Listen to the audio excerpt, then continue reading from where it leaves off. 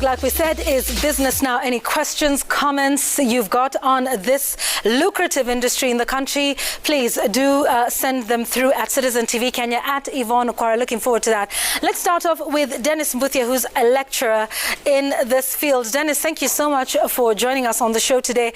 I think as we begin, it's prudent to understand this. I don't know if everyone is as green as I am, but let's understand a couple of terms as we get into the conversation. So there's game, there's gaming, which sometimes is interchangeably, maybe rightly or not, used with betting, and then there is esports. So define these terms for us that we'll be coming across this afternoon on the show.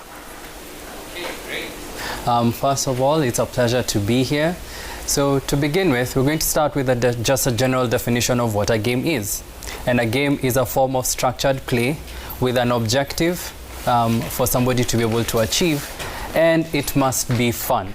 Okay, so with that then comes in the next definition of what now the games industry. So the games industry is in general what it refers to any kind of game that somebody will be playing to that captures an objective, that has an objective and must be fun to play. Then comes in gaming. Now, gaming has had two definitions throughout its lifetime, the word itself. The first one was people playing games, and then the second one came in with a connotation of betting. And this came about because now gambling, betting was not a very good term people were using, and also they tried to make it a bit politically correct now by using the term gaming. So they should not be, ideally shouldn't be interchanged, as much as betting is a portion of part of the game industry. It's a small portion, but it has been bringing about the largest amount of money getting in from when you're seeing the sports that are being played and being sponsored by different players in the market that we have seen here in Kenya and globally. So yeah, those are the two differences. So generally when we are here having this particular conversation, we are talking about the game industry itself, the games industry, the people making the games and playing those games. Okay. Which now brings in the esports part. Right. Esports now is the professional persons playing the games now.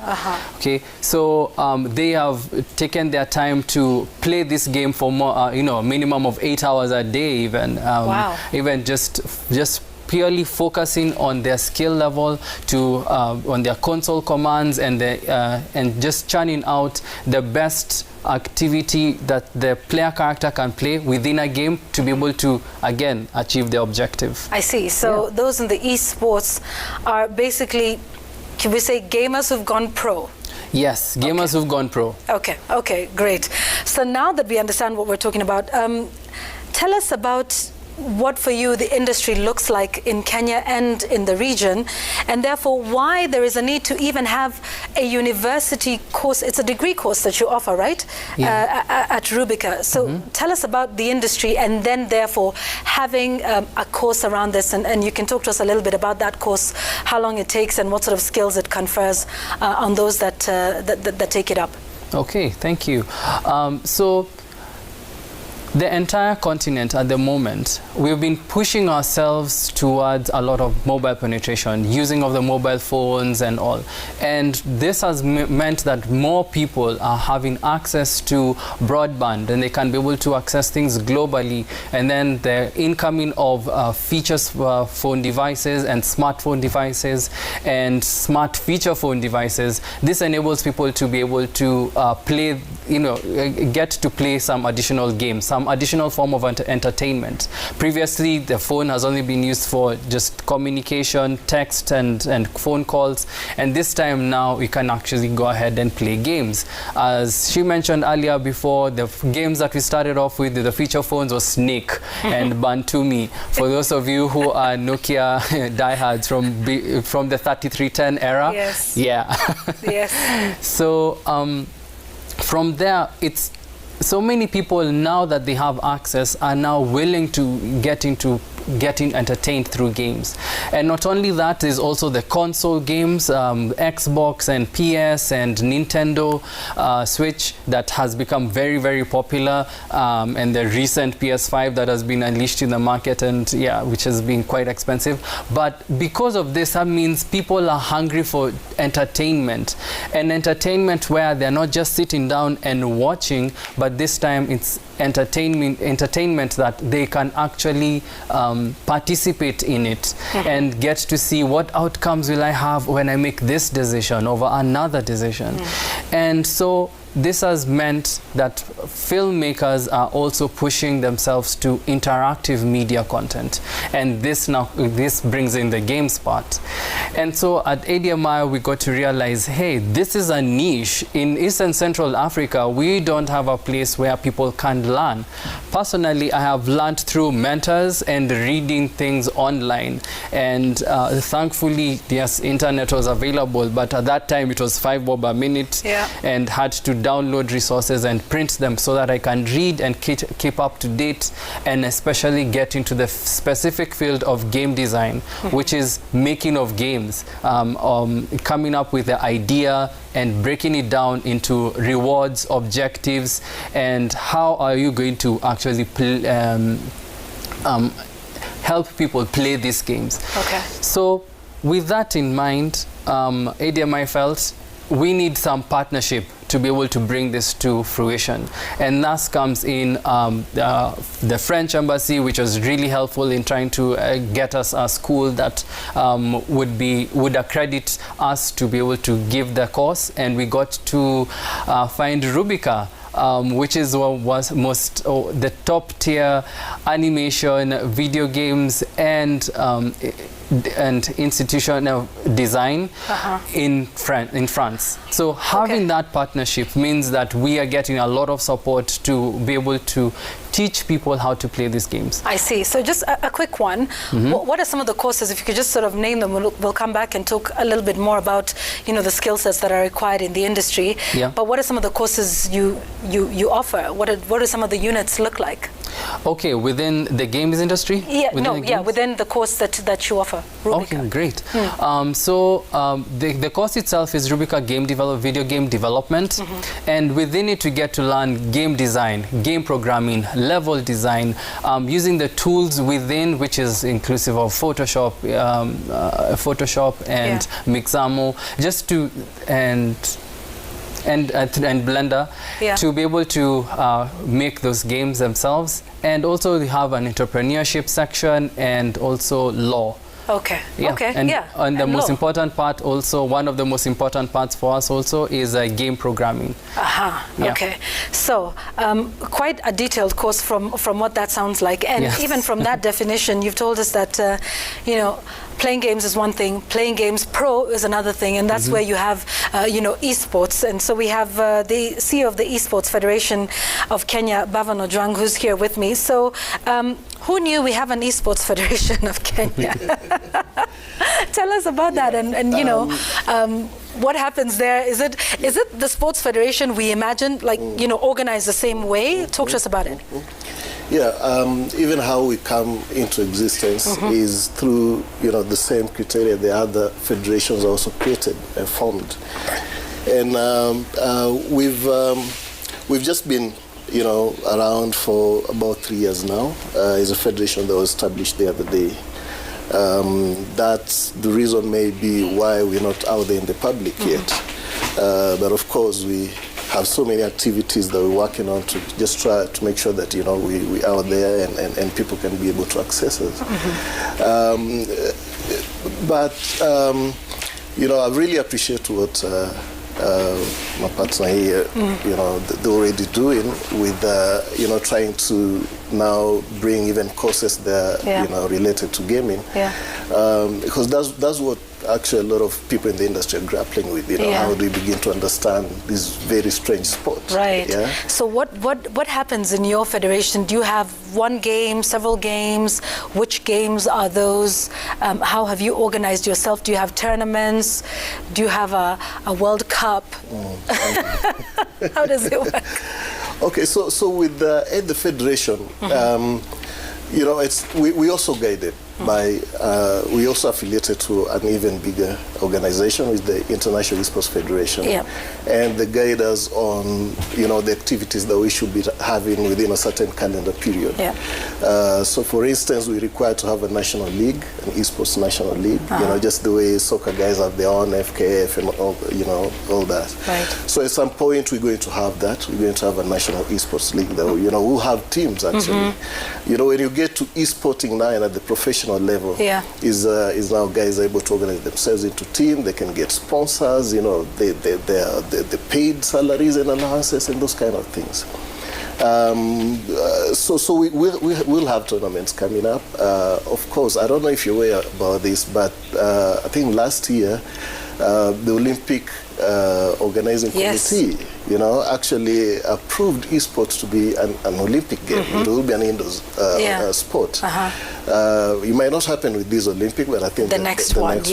So because currently now they're working on the rules on how to guide And so what games do you play within the federation? At least even the local one. What sort of game? Is it FIFA 18? For the local one, I'll talk about, you know, the local league now. Yes. We'll have 4 games for the local league. But with those 2 games, we have to include 2 games which the International Esports Federation requires that, you know, we should have. And which games are those? It will be League of Legends, Tekken, and then now we're going to introduce FIFA because FIFA is the most popular game. Right. And Mortal Kombat. Those are very popular games in Kenya. So we can leave that behind, so we have to bring those along. All right. And that is interesting. We'll look forward to what that means, you know, at an Olympic level, and that at least we're starting to sort of organize ourselves at a local level. We'll be hearing from one of the pro gamers in just a moment, who's with our Patrick Igunza, who I'm so looking forward to. You know, I understand he's one of the best. They don't call him the beast for nothing. Let's bring in Jay Shapiro, who's the CEO and founder of Siku Games. So Jay, tell us about Siku Games. You know, what is it about? And then we can talk about what it takes to develop a game such as this one, because it's interesting to have Kenyan games. I think most of the ones we hear about are foreign or international games, the Tekken, the FIFA, and many of the others. But now we have our own African games called Siku Games. So give us a very brief overview of Siku Games, and then what it takes to develop a game like that. What sort of skill sets do you require? You know, what sort of people, you know, the cost, the funding? Take us through that. Sure, thanks so much. So, you know, when Bevan and the Esports Federation people at the East are focused on playing the games, we're much more focused on the creation of the games and building up the Kenyan industry for content development and creating local titles here.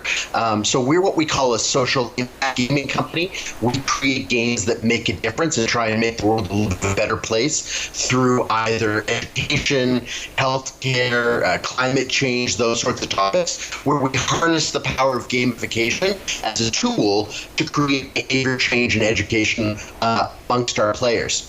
And also, it's important to point out that you know, so far the conversation's been really focused on the esports and the professional players like the Beast. You know, they're equivalent to like Eliud as a professional athlete, whereas Nike sells millions of running shoes to the people who just like to go for a jog after work. And that's really who we're focused on, is the millions and millions of people who play games but may not be gamers with a capital G. In fact, if you look at the mobile game industry globally, the median age is actually 34, not teenage boys, but actually 65% women. Wow. And so that's people who play, you know, Candy Crush and Sudoku and Subway Surfer and all those kinds of categories. That's exactly what we're creating here in Kenya with local titles like Okoa Simba, Mama Mboga, Masai Mkali, and games here that resonate with the local Kenya, because they feature local music and local heroes and local environments that we've created right here in Nairobi. And that is interesting, in fact, that you mentioned that, because at least now I don't feel typically too old for this conversation, because I'm on Candy Crush and crossword puzzles on my phone. You're quite exactly a bit. our target. Yep. So I thank you for that, Jay. So let's talk about, you know, game creation, and which is what you do. What sort of people do you have around you to create, say, one game? What sort of skill sets do you require? People who do what exactly? Yeah, so it's really interesting because the gaming industry is one of the fastest growing areas, particularly in Kenya, but also globally, because it involves so many different skills. A lot of people think about game development meaning programmers and software development, but actually there's so many different skills involved. We have writers and musicians and rappers and marketers and architects and statisticians. There's so many different people that go into the creation of a game. Illustrators and animators. Many games are frankly art more than they are business. And others are purely business, and they're all about making money in different ways. But at the core of them all, it's about having fun. And that's what's unique about them. And so it takes all different skills to work together in cooperation. And that's why we're constantly recruiting at Siku Games. We started 3 years ago. Our team has grown substantially already. We're now the largest game studio in Africa. And we're starting to grow across the continent, making Kenya the regional hub for gaming in Africa. Yeah, and they don't, the statistics say that Kenya is the 8th most, popular growing hub for gaming on the continent. So what are the sort of jobs, what are the sort of jobs that are available in this, in this sector? So who are you working with? How many different types of skills do you require? Just for those who are saying, okay, yeah, this is great. What both of you have said is, it's all about fun, but there's also money involved, and there's also, jobs, because no doubt, I'm sure you've got people of completely different skills that you have. So tell us, who do you have on your teams? What sort of people? Yeah, we always say that there's a big difference between making a game and making a game business. Those are not necessarily the same thing. And so there's lots of people to get involved in this industry. Like I said, we have rappers in Korea. We have designers and illustrators, people who like to draw. We have IP lawyers, HR and finance people. I mean, this is a big professional industry. And so there's all kinds of skills involved that we're actively recruiting for. And of course, developers, programmers are part of that, but really just one piece of the puzzle. Thank you for that. So, just a bit of a recap. Illustrators, IP lawyers, HR, developers, programmers, that are involved in this. And that is what is interesting, to see and to hear, that not everybody wants to play pro. Jay, will come back to you in a moment. Not everybody wants to play pro, but if we can all admit it, we've seen people, even in places where, and you know what I'm talking about, in quasi-judicial processes, we have seen very prominent people playing solitaire. If you know, you know.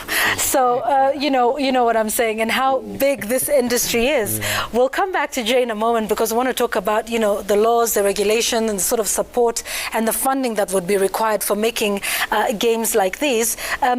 Dennis, let me come back to you in terms of the sort of skills you confer. So you've got a 3-year program. It's a degree program, is it? There's maybe some people who are saying, okay, maybe I'd like to have my young one go through this.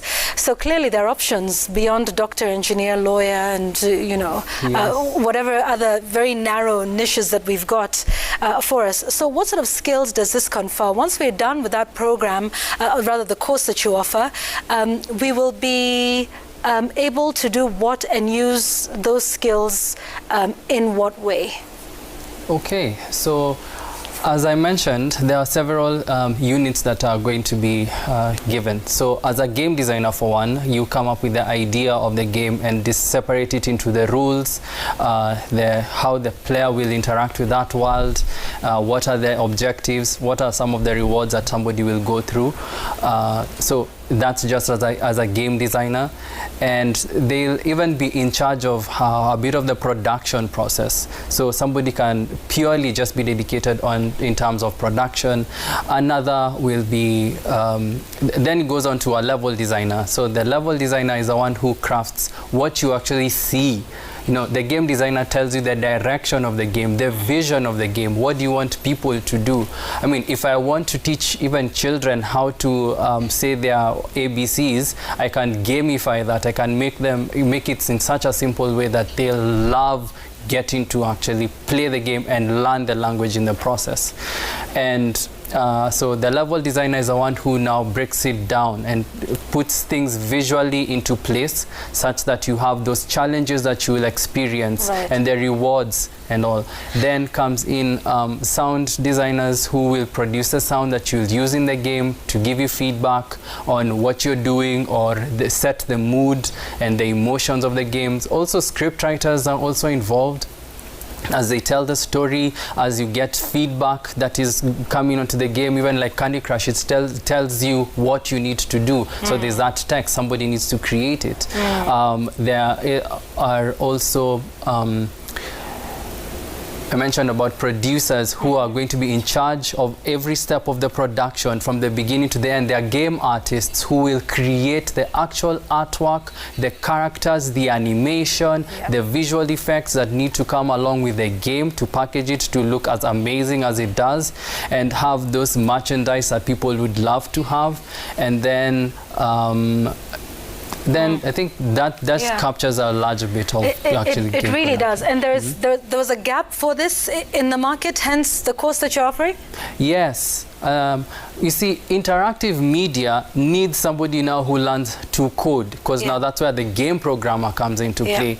Because all these other people have existed individually, a script writer, a sound designer, and game artists. They never needed anyone else. They would create by themselves. But a game uniquely combines all these aspects of visual and audio feedback to be able to get it to be an entertaining point where somebody can work with a device and make decisions and enjoy the experience that they'll be having and craft their own experience. So the experience you'll have and I'll have within the game will most likely be different because of the choices that we make. Absolutely. So that is that's really interesting that there's a course that exists for that, and to just create that. And like you say, there are people doing it in their disparate spaces.